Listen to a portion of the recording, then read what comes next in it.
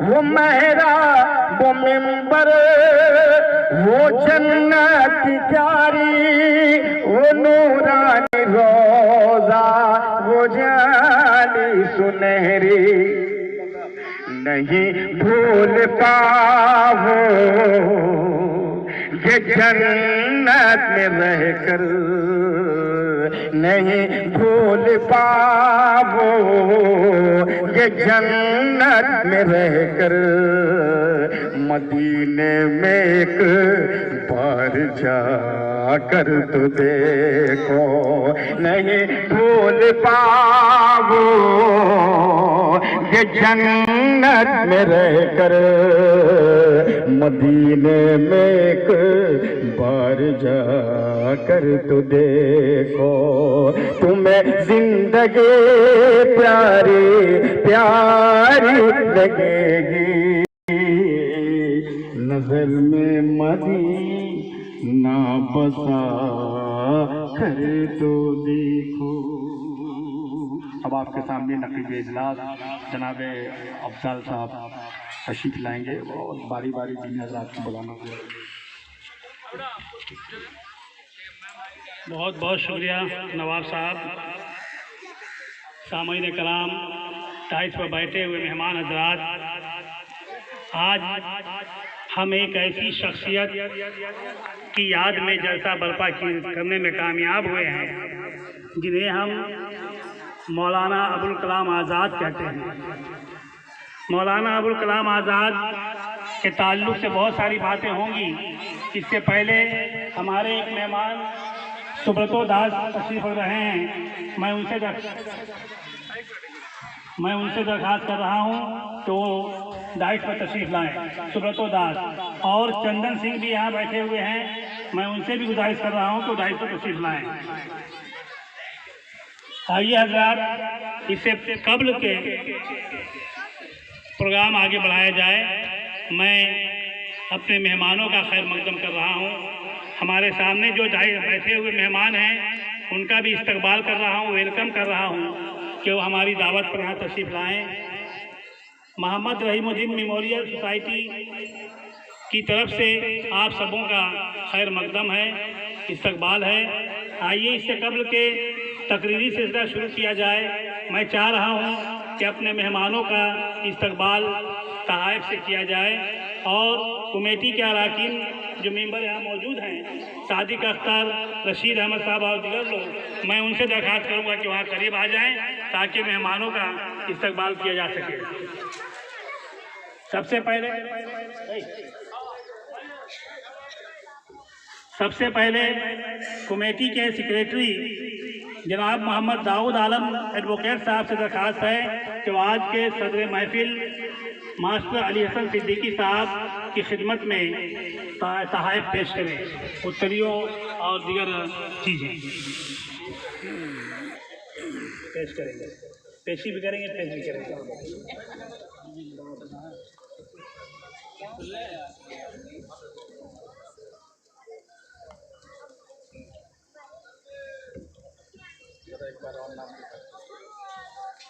Master Ali Hasan Siddiqui साहब की खिदमत में बैच पेश कर रहे हैं। दाऊद आलम साहब, आप तालियों से उनका इस्तकबाल करें। आज के इस महफिल के सदर हैं, उत्तरियों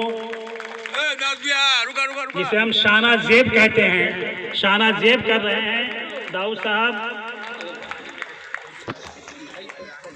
और इसी के साथ एक मोमेंटो भी पेश कर रहे हैं जो अदाला की तरफ से आज एजुकेशनल इनकलाब, एजुकेशनल रेवोल्यूशन के तौर पर बनाया गया है।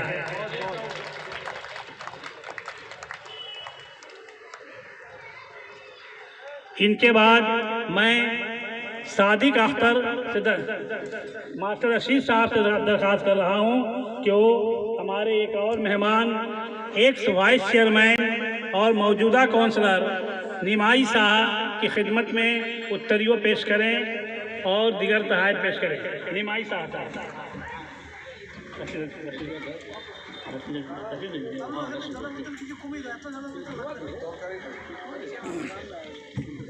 आप तालियों से इनका इस्तकबाल करें।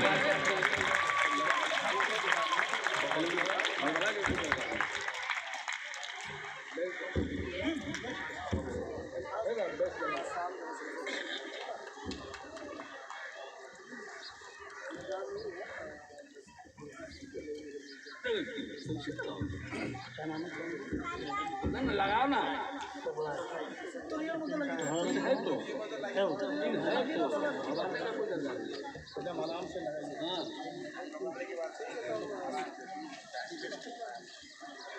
और एक बार तालियों से इस्तकबाल करें ताकि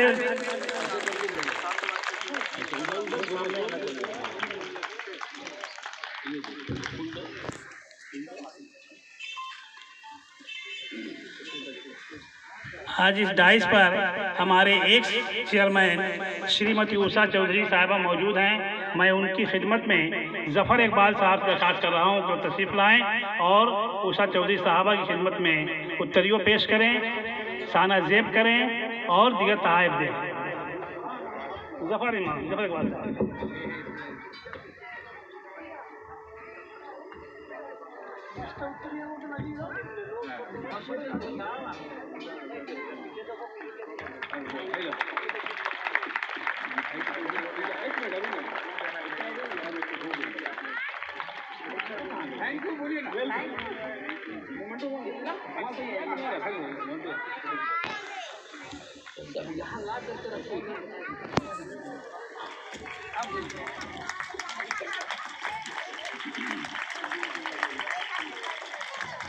डाइस पर पंकज दास भी मौजूद हैं। मैं उनकी खिदमत में भी उत्तरियों पेश करने के लिए सादिक अख्तर से दरख्वास्त कर रहा हूँ कि डाइस पर तशरीफ़ लाएँ और पंकज दास की खिदमत में उत्तरियों पेश करें, शाना ज़ेब करें, दिगर तहाइफ से उनका इस्तकबाल करें।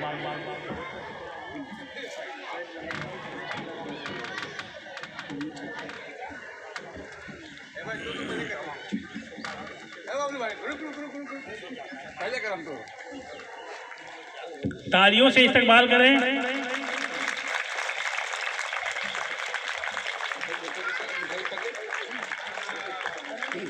आज के प्रोग्राम के गेस्ट डॉक्टर खुर्शीद इकबाल साहब मौजूद हैं डाइस पर। उर्दू के शायर, अदीब और ऑनलाइन रसाला कायनात के रीडर डॉक्टर खुर्शीद इकबाल की खिदमत में उत्तरियों पेश करने के लिए मैं रशीद अहमद साहब से दरख्वास्त कर रहा हूँ कि वो डाइस पर तशरीफ़ लाएँ।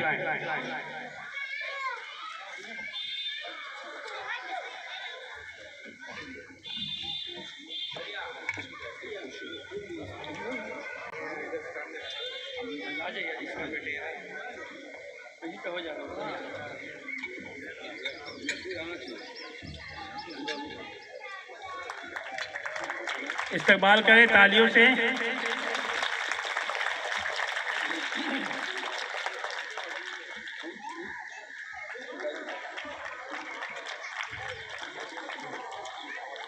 आज के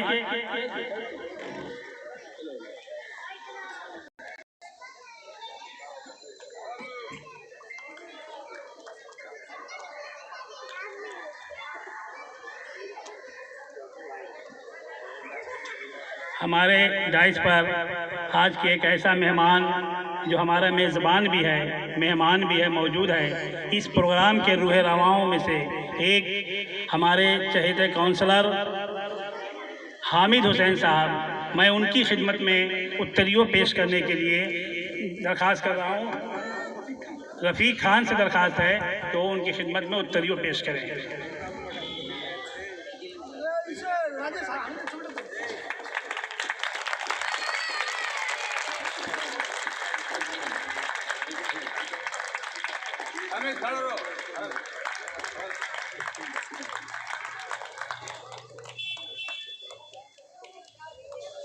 हमारी एक और काउंसलर साहबा मौजूद हैं, अर्चना चौधरी साहबा। उनकी खिदमत में उत्तरियों पेश करने के लिए और तहाइफ देने के लिए मैं दरख्वास्त कर रहा हूँ तनवीर आलम से तो डाइस पर तशरीफ़ लाएँ।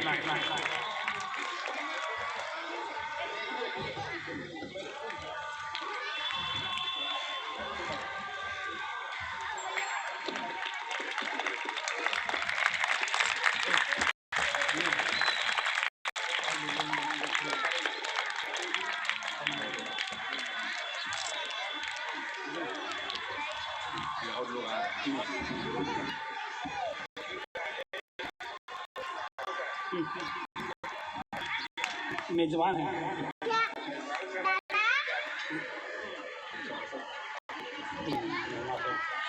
हमारे आज के इस तकरीब का आगाज़ बहुत ही अच्छी आवाज़ के मालिक शायर नवाब हुसैन साहब ने किया है। मैं उनकी खिदमत में उनकी शाना ज़ेब करने के लिए और तारीफ पेश करने के लिए दरख्वास्त कर रहा हूँ अदारा के सेक्रेटरी मोहम्मद दाऊद आला मेडो के साथ।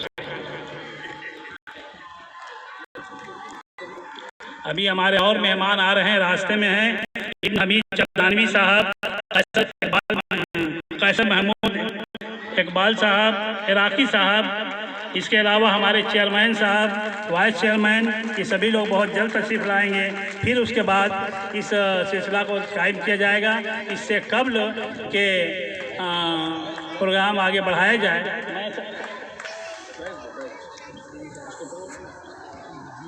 हाजी शमसुद्दीन साहब यहाँ तशरीफ़ रख रहे हैं, उनकी खिदमत में भी तोहफ़ा पेश करने के लिए इमरान आलम से दरख्वास्त है।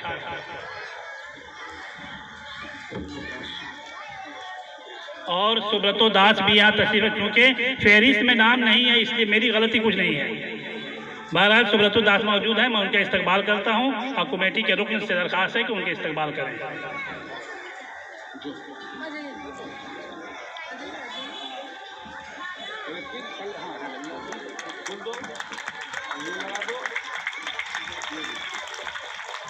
मास्टर सोहराब साहब भी तशरीफ़ रख रहे हैं, उनकी खिदमत में भी तोहफ़ा पेश करने के लिए मैं कमेटी के रुकन से दरख्वास्त कर रहा हूँ।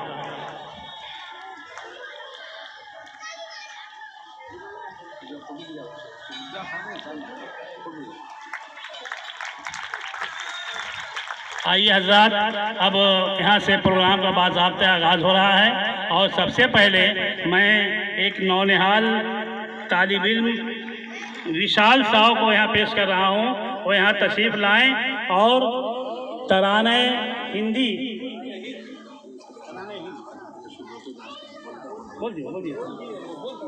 तराने हिंदी से तराने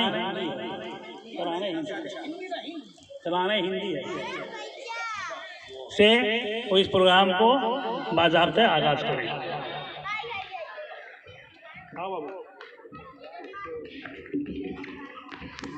नमस्ते, मैं विशाल साहब आदर्श प्राइमरी हिंदी स्कूल का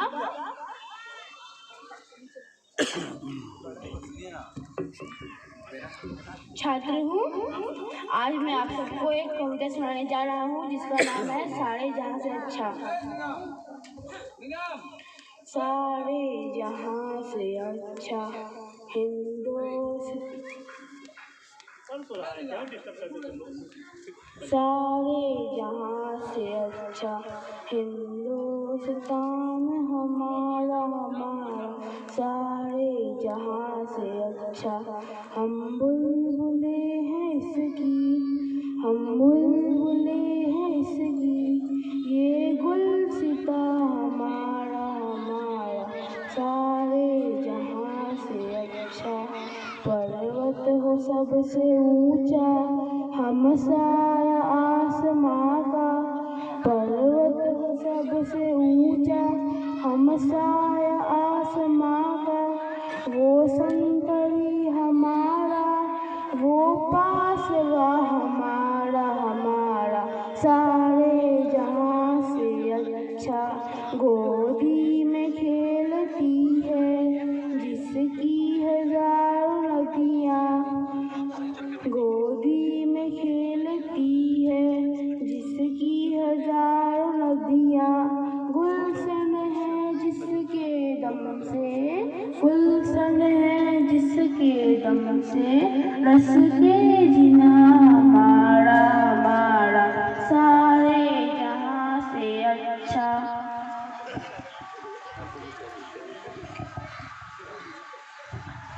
मज़हब नहीं सिखाता आपस में बैर रखना, मज़हब नहीं सिखाता आपस में बैर रखना, हिंदी है हम, हिंदी है हम, वतन है ये गुलसिता हमारा हमारा, सारे जहाँ से अच्छा।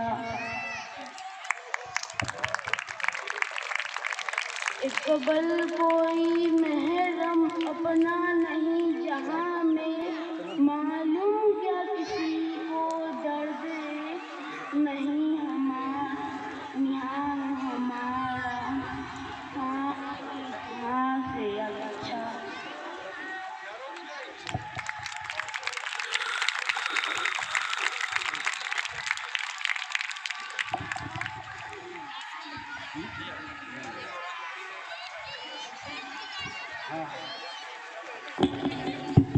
किसको कहाँ बुलाएगा तो आएगा।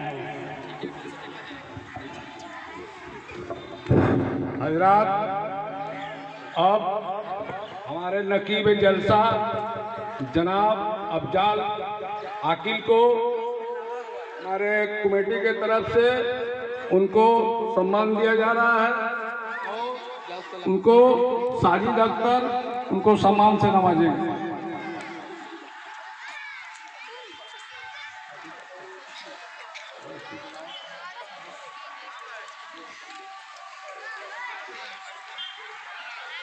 फोटो उधर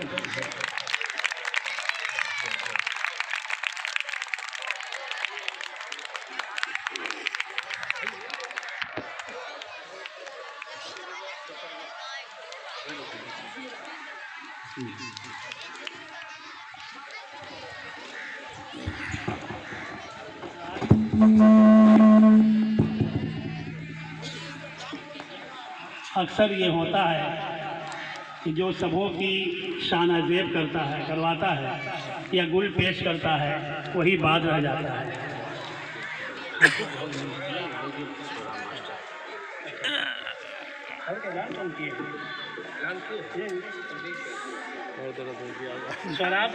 मास्टर सौराब साहब का नाम पहले ऐलान किया जा चुका है।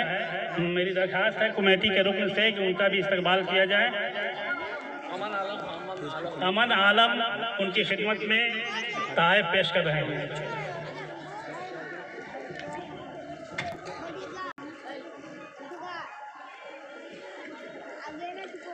तो मैं ये बता रहा था कि अक्सर ये होता है कि नकीब जलसा को लोग भूल जाते हैं या गैर शऊरी तौर पर छूट जाता है, लेकिन ये हमारे लिए सआदत की बात है कि अदारा के लोग हैं और मेरी भी किए हैं और हमें भी तवाइफ पेश किए हैं। आइए इन 4 मिसरों से मैं कमेटी के तमाम अरकान का शुक्रिया अदा कर रहा हूँ कि गुल भेजना तो प्यार के सौगात भेजना, गुल भेजना तो प्यार के सौगात भेजना, हर हर्फ में प्याम मुलाकात भेजना, अहले कफस के वास्ते बादे सबा के हाथ पत्तों पे लिख के फूल के हालात भेजना।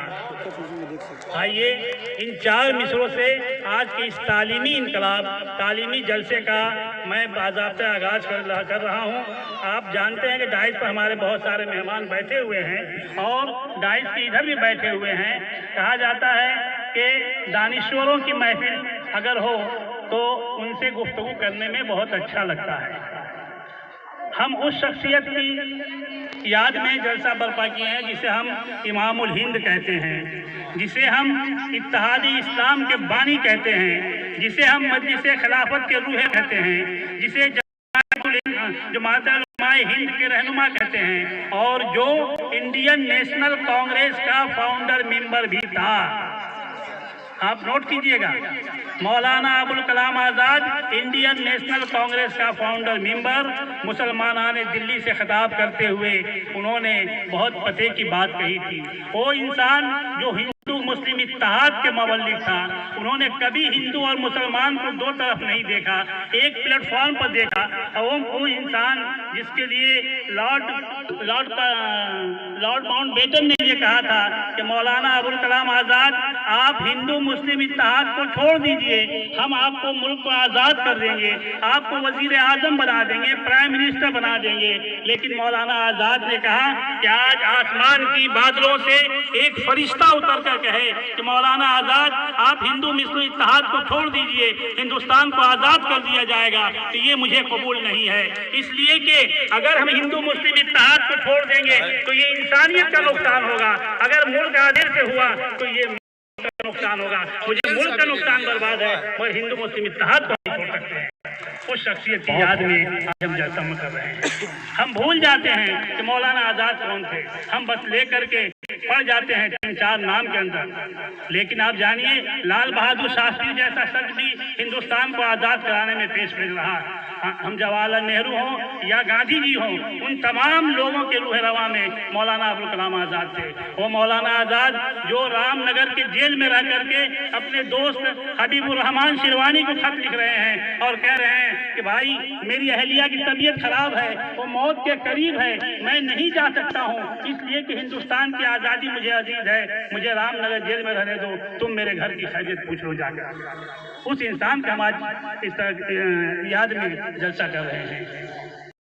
आइए आज़ाद, इससे पहले कि आप देखिए कि मौलाना आज़ाद के बारे में कहीं से कुछ बोलिए। मौलाना आज़ाद जब कलकत्ता आए तो कलकत्ता में अल हिलाल के नाम से अखबार निकाला। जब अंग्रेजों ने इस अखबार को बंद कर दिया तो उन्होंने अल बलाग के नाम से अखबार निकाला।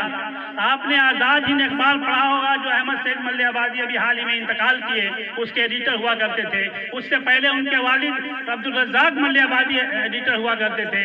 रज़्ज़ाक मल्लियाबादी के साथ मिलकर उन्होंने अखबार निकाला और हिंदू मुस्लिम इत्तेहाद का पैगाम दिया कि हिंदुस्तान को आज़ाद करने के लिए हमें क्या करना है। ऐसी शख्सियत का हम आज इस्तकबाल कर रहे हैं, उनकी वलादत का।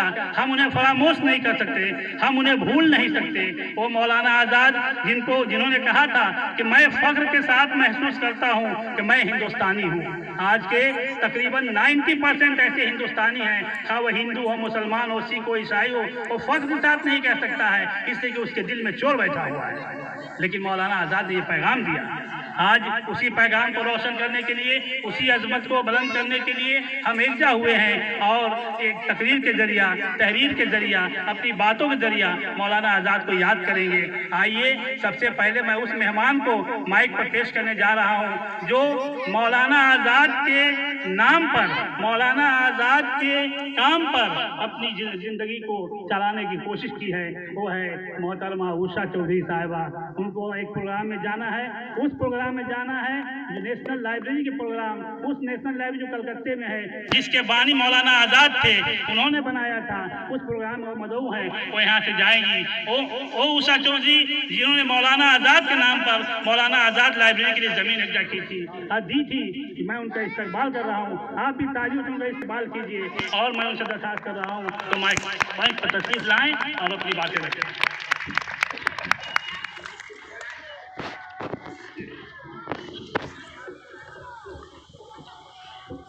आज इस सभा में उपस्थित जितने भी हमारे अतिथि श्रोतागण हैं, सभी को मैं अपनी ओर से धन्यवाद, अभिनंदन और प्रणाम करती हूँ। आज 11 नवंबर आज का दिन शिक्षा दिवस के रूप में मनाया जाता है। जो हमारे प्रथम हमारे स्वाधीन देश के शिक्षा मंत्री हुआ करते थे, किंतु उनकी एक यात्रा थी जब हमारे देश स्वाधीन नहीं हुआ था। उस समय जब हमारे देश स्वाधीन थी और जो हमारे देश स्वाधीन हुई, तब से लेकर उनकी जो यात्रा शुरू हुई, उनकी एक ही मकसद था कि हमारे देश के लोग शिक्षित बने, हमारे देश के लोग शिक्षित बने। और जब तक हमारे देश के लोग शिक्षित नहीं बनेंगे, तब तक हम लोग अपने देश को तरक्की की ऊंचाई पर नहीं ले जाएंगे। ये उनकी अपनी बहुत बड़ी खासियत थी। आज उनकी लड़ाई वहीं पे है। आज हम लोग भी आज यहाँ पे एकत्रित हुए हैं तो उनकी लड़ाई को एकजुट करने के लिए एकत्रित हुए हैं कि हम लोग एजुकेशन को आगे बढ़ाएंगे। जब तक हमारी एजुकेशन हमारे समाज में नहीं आएगी, तब तक हमारे समाज हो, हमारे इलाका हो या हमारे देश हो, हम लोग तरक्की नहीं कर पाएंगे। आज उनकी आवाज़ को बुलंद करने के लिए हम लोग यहाँ उपस्थित हुए हैं। यहाँ जितने भी बच्चे उपस्थित हुए हैं, मैं उनको अपनी लहजे में एक छोटी सी बात कहना चाहती हूँ, जिसे यहाँ के बच्चे ध्यान से सुने। आओ बच्चे तुम्हें दिखाए झांकी हिंदुस्तान की, इस धरती को तिलक करो, ये धरती है बलिदान की। वंदे मातरम, वंदे मातरम। ये जो स्लोगन है, ये जो त्याग की भावना है, ये जो लड़ाई है, हर एक नागरिक की, हर एक बच्चे की, हर एक महिला की, सभी की लड़ाई है। और सबको इस लड़ाई में आगे आना पड़ेगा, लड़ाई लड़ना पड़ेगा और शिक्षा को आगे बढ़ाना पड़ेगा, तभी हम लोग आज तरक्की कर पाएंगे। हमारे स्वाधीन देश में कांग्रेस के जो ANC कांग्रेस के एकमात्र हमारे अब्दुल कलाम जी थे, जो 2 बार सभापति बने और इंडिया कांग्रेस के सभापति बने। उन्होंने अपना नाम आगाज किया 2 बार प्रेसिडेंट बनकर। सबसे बड़ी बात है कि पहली बार जो सभापति बने उनकी उम्र मात्र 35 साल थी। आप सोच सकते हैं कि 35 साल की उम्र में जब वो सभापति बनते हैं ऑल इंडिया कांग्रेस की, तो आप समझ सकते हैं कि उनकी किस तरह की जज्बा थी, वो किस तरह के लिए चाहते थे और कौन समाज को गठन करना चाहते थे। इस सब को याद करना पड़ेगा। तो दुख की बात है कि हम लोग बस एकमात्र एक दिन को चुन लेते हैं और कुछ जातीय विशेष के लोग को ही हम लोग एकत्रित कर पाते हैं। उनकी भावना सब जगह हम लोग नहीं फैला पाते हैं। इसके लिए सभी को आगे आना पड़ेगा। कलाम जी हमेशा उर्दू भाषा में ही लिखा करते थे, तो जाहिर सी की बात है उनकी हर किताब उर्दू में है। क्योंकि जो लोग उर्दू के PhD किए हैं, जो लोग उर्दू के शब्द को जानते हैं, उर्दू के भाषा को जानते हैं, वो उनकी किताब को, उनकी भाषा को आप सब भाषा में और उनकी जो आवाज है उनको पूरे देश में फैलाया, तब उनका नाम और ज्यादा रोशन होगा और उनको अधिकतर लोग जानेंगे। बस देखते हैं कि जब 11 नवंबर जातीय लोग बस ऐसा नहीं होना चाहिए, क्योंकि हमारे देश के लिए एक बलिदान है, एक कुर्बान है, एक हमारे पिलर है, हमारे देश के स्तंभ है, जिनको हमेशा हमारे समाज के लोग, हमारे बच्चे उनको याद रखें। इसीलिए जरूरत है कि हमारे लोग, हमारे बच्चे आज सामने हैं और उनका जितना काम किया हमारे समाज के लिए, हमारे देश के लिए और ज़्यादातर समाज में शिक्षा बढ़ाने के लिए मैं ज़्यादातर शिक्षा पर ही जोर देती हूँ। मैं जब छोटे से समय के लिए भी चेयरमैन बनी थी तो मुझे था कि अगर अपने समाज को तरक्की करना है तो यहाँ पर लोगों को शिक्षित करना पड़ेगा और शिक्षा को आगे बढ़ाना पड़ेगा। इसी को सामने रखते हुए हमने वहाँ अपने इलाके में, जिस वार्ड में काउंसिलर थी, मैंने एक लाइब्रेरी की जगह दी। अब ये वजह था तो उस साल मैं हार भी गई। बहुत दुख की बात है कि मैं उस साल हार गई। कारण क्या था? तो वहाँ पर 40% मुस्लिम कम्युनिटी के लोग थे, 60% हिंदी कम्युनिटी, क्योंकि वहाँ पर लोग जातिवादी बात हुई। क्योंकि शिक्षा की बात, मैं उससे दुखी नहीं, मैं इसलिए बताना चाहती हूँ कि शिक्षा को आगे बढ़ाने के लिए आपको हर कदम में आपको लड़ाई करना पड़ेगा, हर कदम में संघर्ष करना पड़ेगा। और जब तक आप संघर्ष नहीं करिएगा तब तक आगे नहीं बढ़ पाइएगा। आपको तो कुर्बानी देनी ही पड़ेगी, कुर्बानी जिसको भी देनी पड़े, किंतु कुर्बानी देना ही पड़ता। और एक समाज को, एक देश को तरक्की करने के लिए हर कुर्बानी जायज़ है। मैं सबको अभिनंदन करते हुए, क्योंकि हमारे पास जब बात करने की आती है तो हमारा समय नहीं रहता कि हम अपने दिल की बात सब आपके पास रख सके। क्योंकि यहाँ से नेशनल लाइब्रेरी कम से कम 2-2.5 घंटे की रास्ता है, क्या पता समय में पहुँच पाऊँ कि नहीं, क्योंकि मैं वहाँ की मेंबर हूँ और वहाँ पर इन्वाइट किया गया है। इसीलिए मैं चाहूँ कि जो लोग भी है और हमारी बात जहाँ की जाती है, हर यहाँ पर जितने भी गेस्ट हैं, जो भी यहाँ पर उपस्थित है, मैं सबसे क्षमा मांगती हूँ, क्योंकि सबकी बात मैं नहीं सुन पाई।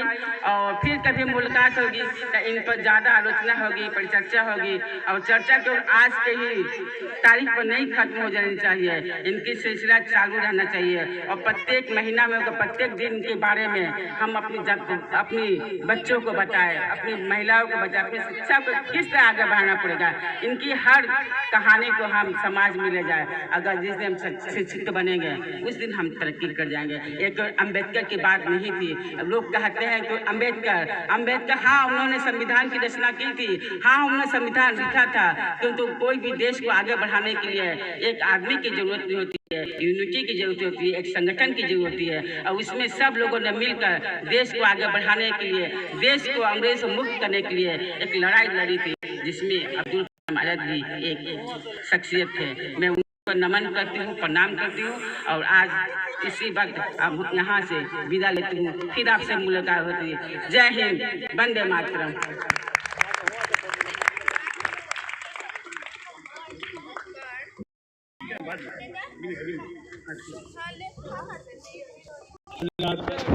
हमारे एक चेयरमैन श्रीमती उषा चौधरी साहबा बहुत अच्छी बातें कह रही थी। मैं उनकी तकरीर में थोड़ा